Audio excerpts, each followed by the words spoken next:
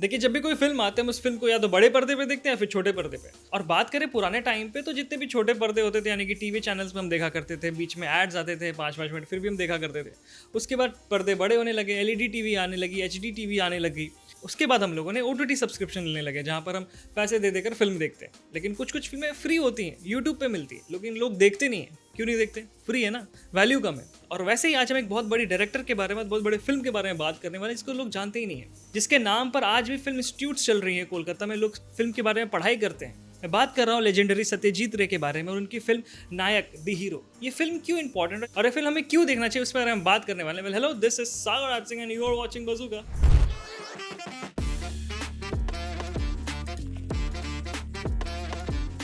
तो चलिए सबसे पहले बात कर लेते हैं फिल्म के प्लॉट के बारे में कि फिल्म है किसके बारे में। वेल अगर फिल्म का प्लॉट देखिए, उसके पहले में अगर हम नाम देखेंगे फिल्म का, तो फिल्म का नाम ही है द नायक, यानी कि एक हीरो के पे कहानी है। और इस फिल्म में एक हीरो जिसका नाम है अरिंदम, और वो एक कलकत्ता का बहुत बड़ा हीरो है और वो कलकत्ता से दिल्ली जा रहा है बाई ट्रेन एक अवार्ड को लेने के लिए। उस ट्रेन के जर्नी के बीच में उसके साथ क्या क्या होता है जब वो ट्रेन पे चढ़ता है और जब ट्रेन से उतरता है, उसके बीच में क्या क्या चीज़ें उसकी लाइफ में होती है और कैसे उसकी लाइफ बिल्कुल चेंज हो जाती है एक ट्रेन के जर्नी के बाद, इसके बारे में पूरी फिल्म है। अब चलते हैं अपने पॉइंट्स पे कि क्या क्या पॉइंट्स होने चाहिए कि इस फिल्म को क्यों देखना चाहिए। पहला पॉइंट है द नैरेटिव। देखिए, एक टाइम पे जब भी फिल्में आती है, आज भी जैसे भी बहुत सारी जितनी भी फिल्में होती हैं, उसका कुछ नैरेटिव ऐसा ही होता है कि जो मेन हीरो होता है, जो मेल एक्टर होता है, उस पर पूरी कहानी होती है। उसके पीछे जो भी फीमेल एक्ट्रेस होती है, जो कि लीड जिसे कहते हैं, उसे बस इतना ही रोल होता है कि उस मेन एक्टर को थोड़ा पुश करे, उसे उसे रिकग्निशन मिल जाए, वो फेमस हो जाए, वो खुश हो जाए। इसी पे कुछ कहीं ना कहीं कहानी होती है। लेकिन सत्यजीत रे का पर्सपेक्टिव ऐसा बिल्कुल नहीं रहता था। जैसे इस फिल्म नायक में भी अगर हम देखें, तो फिल्म का जो टाइटल है वो द नायक है। इसके पीछे जो भी कहानी है, वो पूरी कहानी डिपेंड करती है एक यंग जर्नलिस्ट जिसका नाम अदिति है, जिसे शर्मिला टैगोर ने प्ले किया था। उसके कारण ही फिल्म में आगे बढ़ती हैं चीज़ें, और कहीं ना कहीं वही एक फिल्म की कैटलिस्ट है, जिसके कारण जो भी चीज़ हमारे सामने निकल कर आती है, उनके वजह से ही आती है। तो ये नैरेटिव बहुत खूबसूरत वजह से हमारे सामने प्रेजेंट किया जाता है।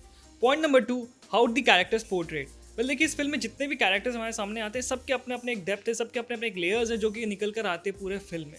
अगर बात करें उत्तम कुमार के बारे में, जो इस फिल्म के नायक हैं, उसके जितने भी फिल्म के स्टार्टिंग के शॉट्स हम ऐसा देखते हैं कि लोअर शॉट है जहाँ पर वो रेडी हो रहे हैं, बाल कंघी कर रहे हैं। एक स्पेसिफिकली एक ऐसा शॉट है जहाँ पर वो जूते बांध रहे हैं, उसके साथ पीछे में एक सीन में हमें उसका नौकर दिखा जाता है। यहाँ पे फिल्म ये दिखाना चाहती है, सत्यजीत रे हमें ये दिखाना चाहते हैं कि कैसे नायक, जो फिल्म का हीरो है, वो कैसे अपने से छोटे लोगों को किस तरह से उसे ट्रीट किया जाता है। इसलिए जूते के साथ उस रेफरेंस में उसे रखा गया है, ये दिखाने के लिए कि कैरेक्टर कैसा है और कैरेक्टर कैसे बाकी लोगों को कैसे दिखाना चाहता है कि इंसान मैं क्या हूँ और अपने आप को कितना ऊपर रखता है, बाकी लोग कितना नीचे रखा जाए। इसके अलावा अगर हम दूसरे कैरेक्टर्स को देखें, जैसे कि अदिति, जिसे शर्मिला टैगोर ने परफॉर्म किया है, उस कैरेक्टर का भी डेप्थ इतना ज़्यादा है। जैसे कि स्टार्टिंग में ऐसा देखने को मिलता है कि वो चाहती है कि उससे निकलवा सके नायक, जो कि इस फिल्म के उत्तम कुमार, उससे चीज़ें निकाल सके कि उसके लाइफ के बारे में वो क्या क्या कहना चाहती है, क्या क्या चीज़ उसे बुलवाना चाहती है। उसके साथ साथ जितने भी ट्रेन्स के जितने भी कैरेक्टर्स हैं, सारे कैरेक्टर्स की एक डेप्थ है जो कुछ ना कुछ कहना चाहते हैं। और कहीं ना कहीं सारे कैरेक्टर्स उत्तम कुमार के लाइफ से कहीं ना कहीं एक पॉइंट पे कहीं ना कहीं सबसे वो रिलेट करते हैं, और उस चीज़ को जिस वे से दिखाया गया इस फिल्म में, इट्स फैबुलस।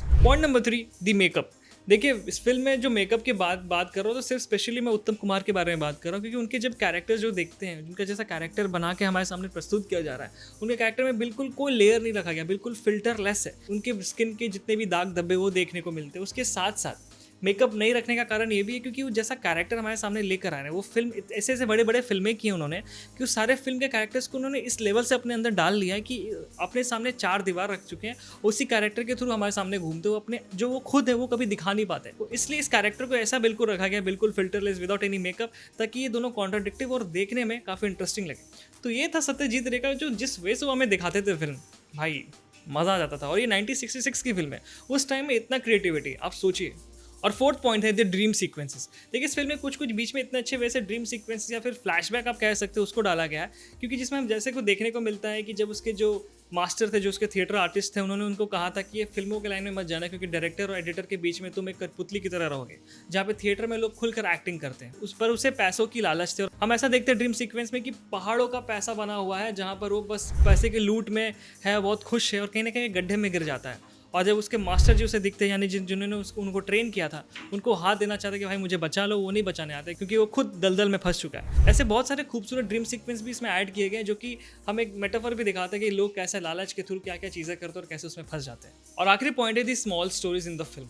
देखिए, इस फिल्म में जितने भी कैरेक्टर है, सबकी अपनी अपनी कहानी चल रही है उस ट्रेन में, जहाँ पर ट्रेन में सब कोई कहीं ना कहीं उतरना चाहते हैं। एक लाइफ के जर्नी के थ्रू उसे मेटाफर में यूज़ किया गया है, अरिंदम जो है कि इंटरव्यू दे रहा है अदिति के सामने, उसके साथ साथ हमें बहुत सारे कैरेक्टर्स भी देखने को मिलते हैं। एक बुढ़ा जिसे फिल्म देखना पसंद नहीं है, एक कपल जो अपने वाइफ के थ्रू सक्सेस पाना चाहता है, कुछ बच्चे जो समर वेकेशन में घूमने के लिए, और सारे जितने भी इनकी स्टोरीज हैं, अगर आप ध्यान से देखेंगे सारे स्टोरीज कहीं ना कहीं अरिंदम की ही है, जो कि इस फिल्म का नायक है। उसके शॉर्ट स्टोरीज को एक अलग वे से हमारे सामने प्रेजेंट किया गया कि कैसे अरिंदम की जितने भी शॉर्ट स्टोरीज है वो पूरा अरिंदम का खुद का पूरा कहानी है। इस वजह से हमें देखने को मिलता है। और कहीं ना कहीं जब फिल्म खत्म होने वाली होती है तो हमें ऐसा देखने को मिलता है कि अरिंदम जब वहाँ पे जब वो ट्रेन पर चढ़ा था तो वो कितना लोगों को छोटा समझता था, और जब वो दिल्ली उतरता है तो हम ऐसा देखते हैं कि लोगों से वेलकमिंग होता है, काफ़ी लोग उसे पसंद भी करते तो हैं, बट वो भी उसे फिल्म में उस ट्रेन के जर्नी में उसने लाइफ में बहुत कुछ सह लिया था, बहुत कुछ देख लिया था, जिसके कारण वो लोगों को एक्सेप्ट करने लगता है। सो ये था हमारी तरफ से ये डिकोडिंग कह लीजिए, फिर रिकमेंडेशन कह लीजिए, आप ये कह लीजिए कि हम क्यों हमें सत्यजीत रे की फिल्म देखना चाहिए। वेल, एक चीज़ और नोटिस करने वाली बात यह है कि सत्यजीत रे की जितने भी आप फिल्म देखोगे उसमें आप ट्रेन्स का जिक्र जरूर देखोगे, या फिर ट्रेन से रिलेटेड चीज़ें जरूर देखोगे, क्योंकि मुझे लगता है कि सत्यजीत रे ट्रेन से बहुत इंस्पायर हुए थे। क्योंकि ऐसा लगता है कि जितनी भी उनकी फिल्म चाहे वो आपको ट्रायलॉजी हो जाए या फिर नायक हो जाए, फिर जितने भी आप फिल्में कहीं ना कहीं एक ट्रेन का रेफरेंस जरूर रहता है। इस फिल्म में भी उन्होंने ट्रेन पर ही पूरी एक फिल्म दिखा दी। और आपको क्या लगता है कि सत्यजीत रे किस टाइप के फिल्म मेकर्स थे? अगर आपने उनकी फिल्म देखी तो हमें कमेंट से जरूर बताएं कि आपको उनकी फिल्में कैसे लगी। और ऐसे वीडियोस के लिए बस को सब्सक्राइब, वीडियो को लाइक करें। Bye bye.